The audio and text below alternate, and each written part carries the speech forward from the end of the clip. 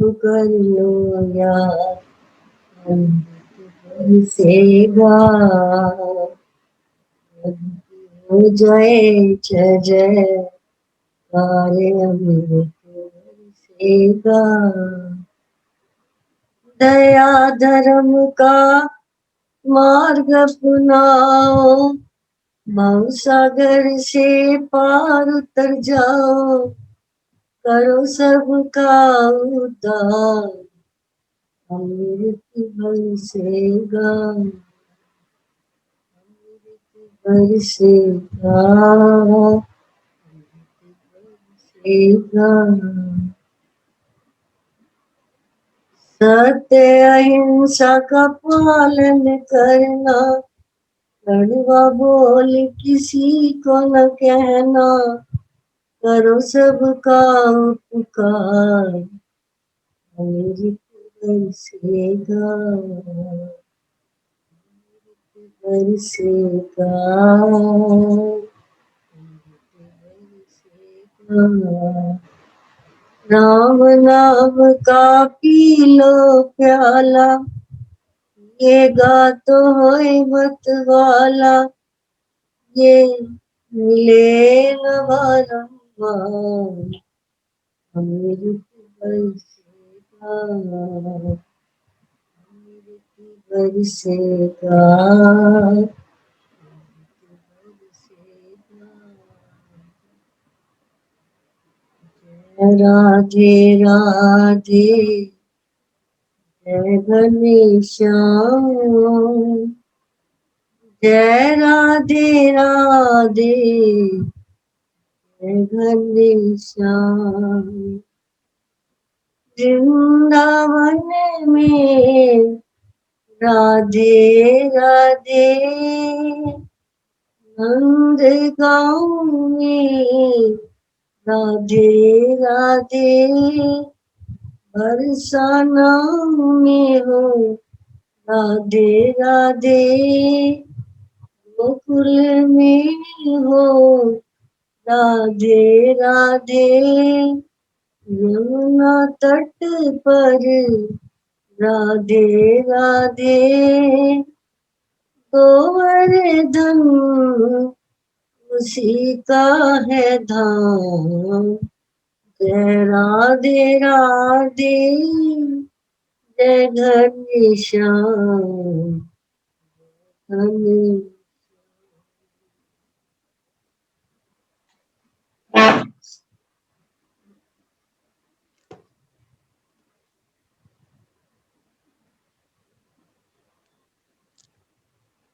भागवत पुराण तीसरा अध्याय। जी कहते हैं, सृष्टि के आदि में भगवान लोगों के निर्माण की इच्छा होते ही उन्होंने महत्तम आदि से पुरुष रूप ग्रहण किया। उसमें 10 इंद्रियां, 1 मन, 5 भूत, ये 16 कलाएं थी। उन्होंने कारण जल में शयन करते हुए जब योग निद्रा का विस्तार किया, तब उनके नाभि सरोवर से एक कमल प्रकट हुआ और उस कमल से प्रजापतियों के अधिपति ब्रह्मा जी उत्पन्न हुए। भगवान के उस विराट रूप के अंग प्रयत्न से ही संपन्न लोकों की कल्पना की जाती है। ये भगवान का विशुद्ध सत्य में श्रेष्ठ रूप है। दृष्टि से भगवान के उस रूप का दर्शन करते हैं। भगवान का यह रूप हजारों पैर, जांघ, भुजाएं, मुखों के कारण अत्यंत विलक्षण है। सहस्त्रों सिर, हजारों कान, हजारों आंखें और हजार नाक, नासिकाएं हैं। हजारों मुकुट, वस्त्र और कुंडल आदि आभूषणों से यह उल्लासित रहता है। भगवान का यही पुरुष रूप है, इसे नारायण कहते हैं। अनेक अवतारों का अक्षर पुरुष है, इसी से सारे अवतार प्रकट होते हैं। इस रूप छोटे से छोटे अंश से देवता, पशु, पक्षी, मनुष्य योनियों की सृष्टि होती है। उन प्रभु ने पहले कुमार सर से सनक, सनकंदन, सनातन और संत कुमार, इन चारों ब्राह्मणों के रूप में अवतार ग्रहण करके अत्यंत कठिन अखंड ब्रह्मचर्य का पालन।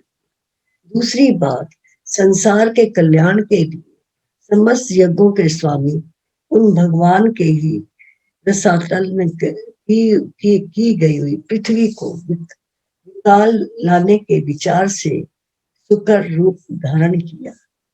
सुकर रूप धारण किया। ऋषियों की सृष्टि में उन्होंने देवऋषि नारद के रूप में तीसरा अवतार ग्रहण किया और सातव तंत्र का, जिसे नारद कहते हैं, उपदेश दिया। इसमें कर्मों के द्वारा इस प्रकार कर्म बंधन मुक्ति मिलती है, इसका वर्णन है।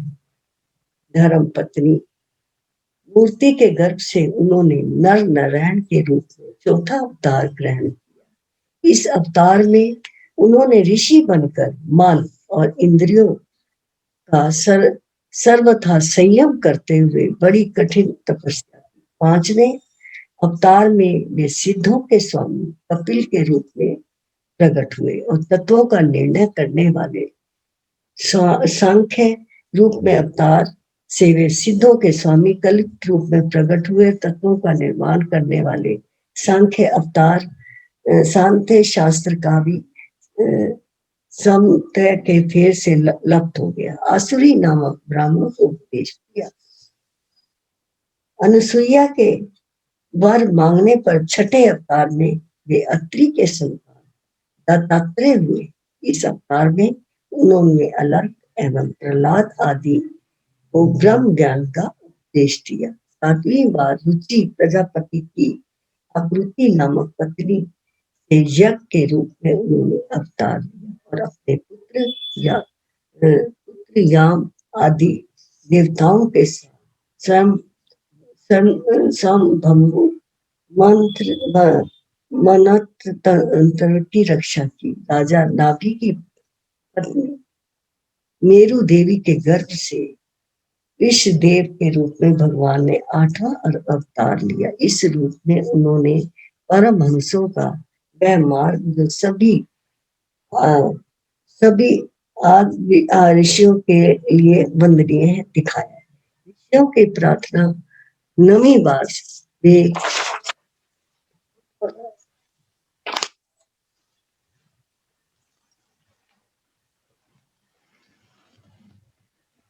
रूप राजा पृथु के रूप में अवतीर्ण हुए। शौनक आदि ऋषियों इस अवतार में उन्होंने पृथ्वी से समस्त औषधियों का दोहन किया।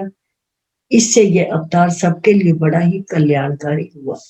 चायुष मंत्र के अंत में जब सारी त्रिलोकी समुद्र में डूब गई थी, तब उन्होंने मत्स्य के रूप में दसवां अवतार ग्रहण किया और पृथ्वी रूप नौका रूपी बैठकर अगले मंत्र के अधिपति वैवस्वत मनु की रक्षा की। जिस समय देवता और दैत्य समुद्र मंथन कर रहे थे, उस समय धारण करके कच्छप रूप से भगवान मंदराचल को अपनी पीठ पर 12वीं बार धन्वंतरी के रूप में अमृत लेकर समुद्र के रूप में प्रकट हुए। 13वीं बार मोहिनी रूप धारण करके दैत्यों को मोहित करते हुए देवताओं को अमृत पिलाया। 14 बार उन्होंने नरसिंह रूप में धारण किया और अत्यंत बलवान दैत्य राज हिरण्यकुश की छाती अपने नखों में अनायास इस प्रकार फाड़ डाली जैसे चटाई बनाने वाला सिंह को चीर डालता। 15वीं बार वामन का रूप धारण करके भगवान दैत्य बलि के यज्ञ में गए। वे चाहते थे कि त्रिलोकी का राज्य, परंतु उन्होंने राजलोक ब्राह्मणों के द्रोही हो गए। तब क्रोधित होकर उन्होंने पृथ्वी को 21 बार स्त्रियों से शून्य कर दिया। इसके बाद 17वें अवतार में सत्यवती के गर्भ में पराशर जी के द्वारा वे व्यास के रूप में अवतीर्ण हुए। उस समय लोगों को संपन्न और धारण शक्ति कम देखकर आमने वेदरूप वृक्ष की कई शाखाएं बना दी। 8वीं बार देवताओं का कार्य संपन्न करने की इच्छा से उन्होंने राजा के रूप में अवतार सेतु बंधन, रावण वध आदि वीरतापूर्ण बहुत सी लीलाएं थी। 19 और 32वें अवतारों में उन्होंने यदुवंश में बलराम और श्री कृष्ण के नाम से प्रकट होकर पृथ्वी का भार उतारा। इसके बाद कलयुग आ जाने पर मगध देश बिहार में देवताओं जैसे दैत्यों को मोहित करने के लिए अजन से पुत्र रूप में आपका बुद्ध अवतार हुआ। इसके बाद बहुत पीछे जब कलयुग का अंत समीप होगा और राजा लोग प्राय लुटेरे हो जाएंगे, तब जगत के रक्षक भगवान विष्णु यश नाम ब्राह्मणों के घर में एक रूप में अवतीर्ण हुए। जैसे अगाध सरोवर में हजारों छोटे छोटे नाले निकलते हैं, वैसे ही सतनिधि भगवान श्री हरि के असंख्य अवतार हुआ करते हैं। ऋषि, मनु, देवता, प्रजापति, मनुपुत्र और जिनसे भी महान शक्तिशाली सबके सब भगवान के ही अंश है। सब अवतार तो भगवान के अंश अवतार होकर कला अवतार है, तो भगवान श्री कृष्ण स्वयं भगवान है। जब लोग दैत्यों के अचार से व्याकुल होते हैं, युग युग में अनेक रूप में धारण करने वाले भगवान उनकी रक्षा करता है। भगवान के दिव्य जन्मों की ये कथा अत्यंत गोपनीय रहस्य एकाग्र चित्त से नियम सायकाल और प्रातः काल प्रेम से इसका पाठ करता है, वे सब दुखों से छूट जाता है।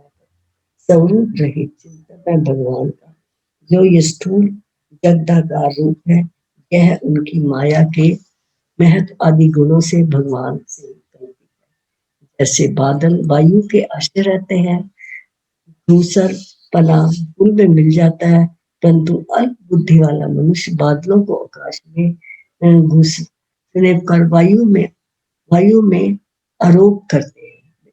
वैसे ही अविवेकी पुरुष सबके साक्षी आत्मा के स्थूल दृश्य में जगत का आरोप करते हैं। इस रूप में से परे भगवान का एक सूक्ष्म अव्यक्त रूप है, जो ना तो स्थूल की तरह आकाश आदि गुणों को देने वाला है, ना देखने और सुनने में आ जाता है। यह शुभ शरीर है, आत्मा का आरोप या प्रवेश होने से यह जीव कहलाता है। इसी को बार बार इसी का बार बार जन्म होता है। उपयुक्त और शुभ शरीर अविद्या से ही आत्मा से आरोपित है। जिस अवस्था में आत्म ज्ञान से यह आरोप दूर हो जाता है, उस समय ब्रह्म का साक्षात्कार होता है। तत्व ज्ञानी लोग जानते हैं कि जिस समय ये बुद्धि रूपी परमेश्वर की माया निवृत्त हो जाती है, उस समय जीव मानव हो जाता है, अपने स्वरूप में प्रतिष्ठित हो जाता है। वास्तव में जिसके जन्म नहीं और कर्म भी नहीं है, उन हृदय भगवान के अपरक जन्म और कर्मों के तत्व ज्ञानी लोग इसी प्रकार का वर्णन करते हैं कि जन्म और कर्म वेदों के एक अत्यंत गोपनीय रहस्य है। भगवान की लीला अमोघ है। ये लीला ही संसार का सृजन पालन और संहार करते हैं, किंतु इसमें असत्य नहीं होते। प्राणियों के अंतःकरण के छिपे रहने से ज्ञान इंद्रियां और मन के नियंता के रूप में इनके विषयों को भी ग्रहण करते हैं, अलग रहते हैं। ये परम स्वतंत्र है, ये विषय कभी उन्हें लिप्त नहीं करता। जैसे जादूगर अथवा नट के संकल्प और वचनों की हुई करामात से नहीं प्रसन्न होता, वैसे ही अपने संकल्प और वेदवाणी के द्वारा भगवान प्रकट किए हुए नाना नाम और रूपों तथा उनकी लीलाओं को उर्वती जीत बहुत बहुत ही तर्क से योनियों के द्वारा नहीं पहचान सकता। चक्र प्राणी न भगवान शक्ति और पराक्रम अनंत है, उनकी कोई आ नहीं पा सकता। वे सारे जगत के निर्माता होने पर सर्वथा परे हैं। उनके उनके स्वरूप को अथवा उनकी लीला के रहस्य को वही जान सकता है जो निरंतर निष्पक्ष भाव से उनके चरण कमलों की दिव्य दल का सेवा भाव से उनके चरणों का चिंतन करता है।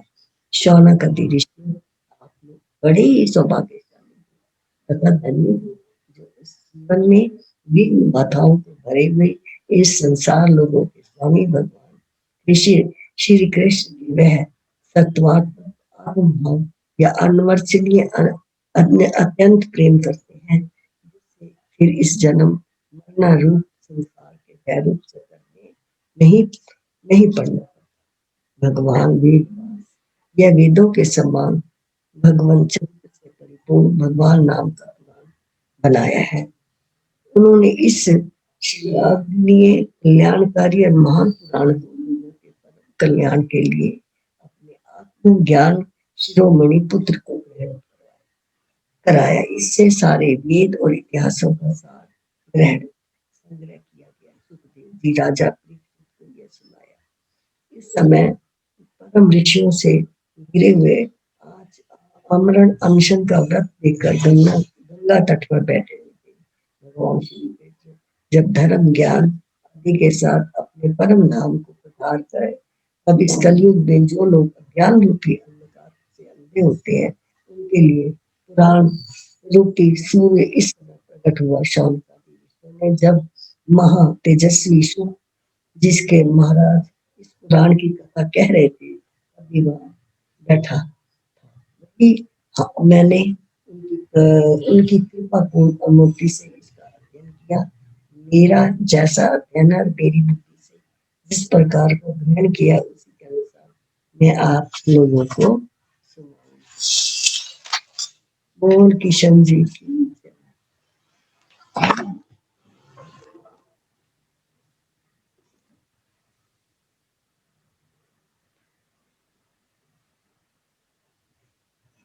कृष्ण मुरारी नमो नमो, सिद्धि तारी नमो नमो, रख लाज हमारी नमो नमो, दासन की दासी नमो नमो, मेरे प्रीतम पाला नमो नमो, मेरे अंतर्यामी नमो नमो, गुण गानी नमो नमो, अय शरण तुम्हारी नमो नमो, रखलाज हमारी नमो नमो। वृंदावन का कृष्ण कन्हैया सबकी आँखों का तारा,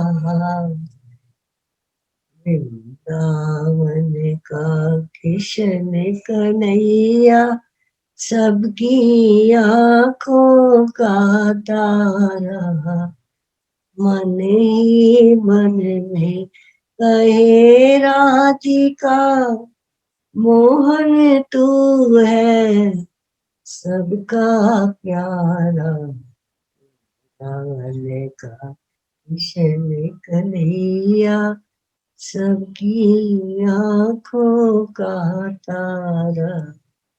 राधे राधे श्याम मिला दे, श्याम मिला दे, हरि मिला दे, हरि मिला दे, श्याम मिला दे, राधे राधे श्याम मिला दे।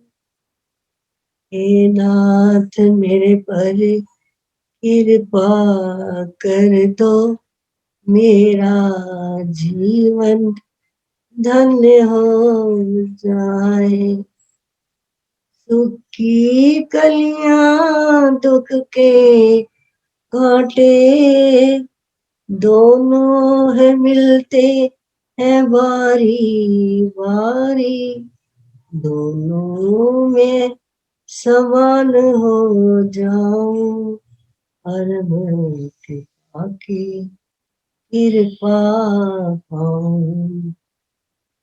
कभी दुख कभी सुख, कभी अंधेरा कभी उजाला, कभी रोगी कभी निरोगी काया, कभी अंधेरा कभी उजाला, कभी धूप कभी छाँव, कभी होशियारी कभी लाचारी, हर समय तेरा कीर्तन गाऊं, परम प्रभु को भीतर लाऊं।